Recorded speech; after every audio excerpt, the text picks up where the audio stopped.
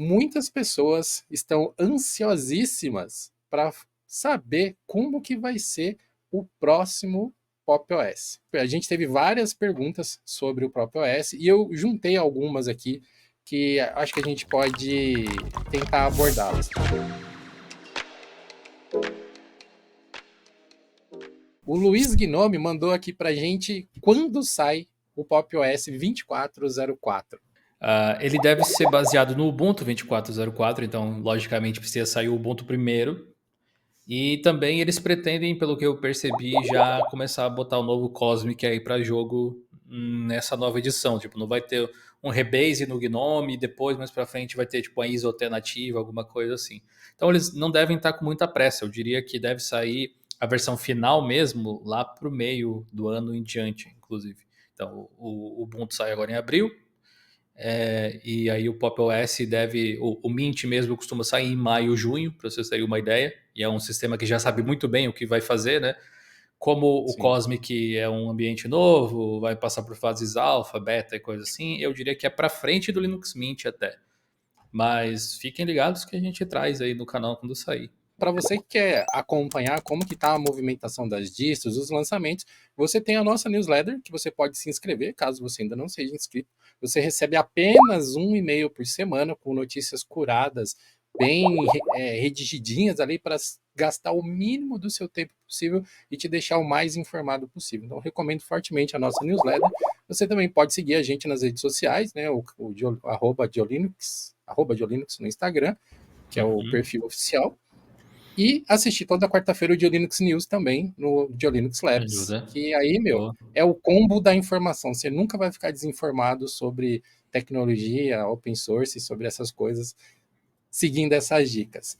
Mas, seguindo aqui no combo do Pop OS, a Cláudia Ouvidoria falou que ela tá tão Hum. ansiosa que não tem mais unha para roer. Quando que vai ter o próximo, o Cosmic IDE disponível?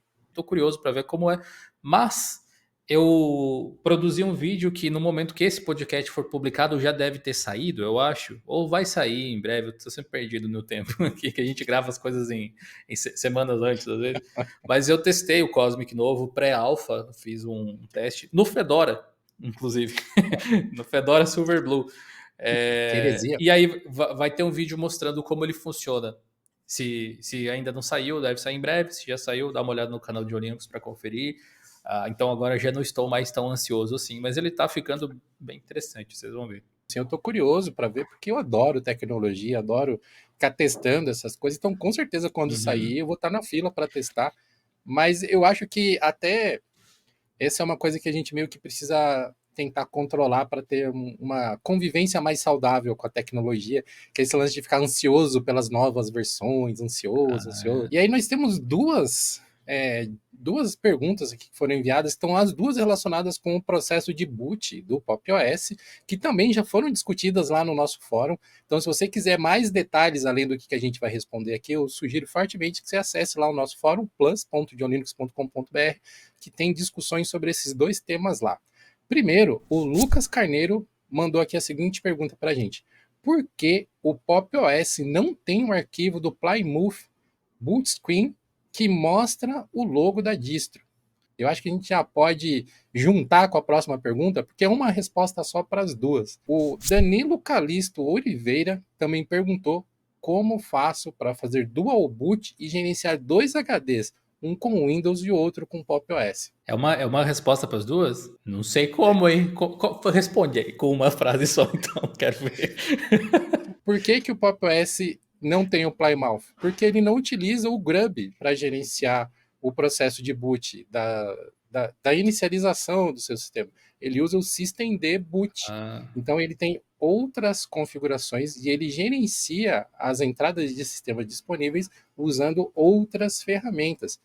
E emendando já na mesma resposta, então, para que você possa gerenciar dois sistemas operacionais ou mais dentro do Pop OS, você tem duas opções.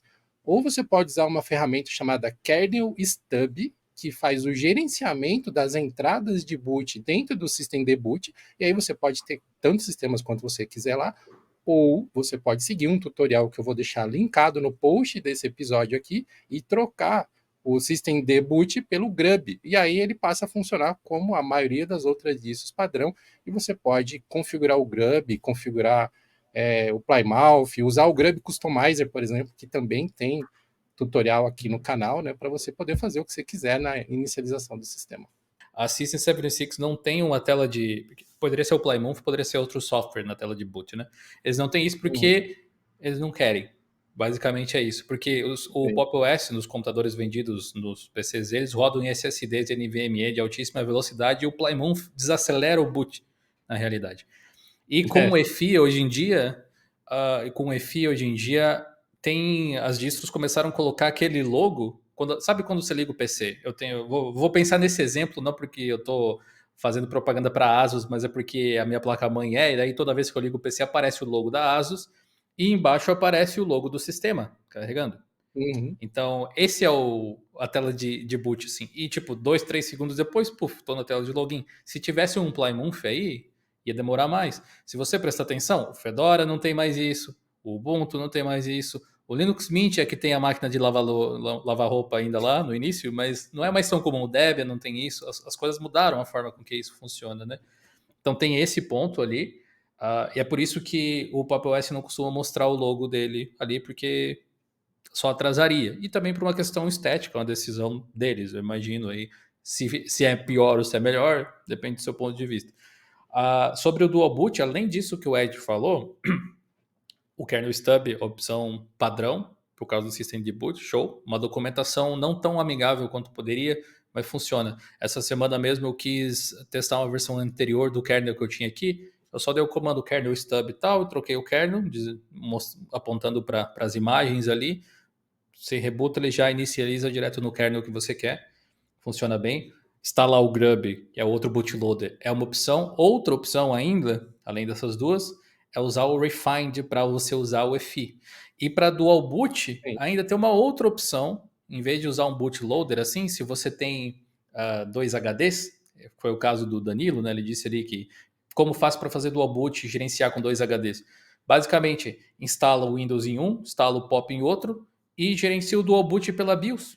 Você não precisa se preocupar zero com o bootloader, nunca vai mexer com o bootloader do Windows, nunca vai mexer com o bootloader do Linux, eles nunca vão brigar entre si.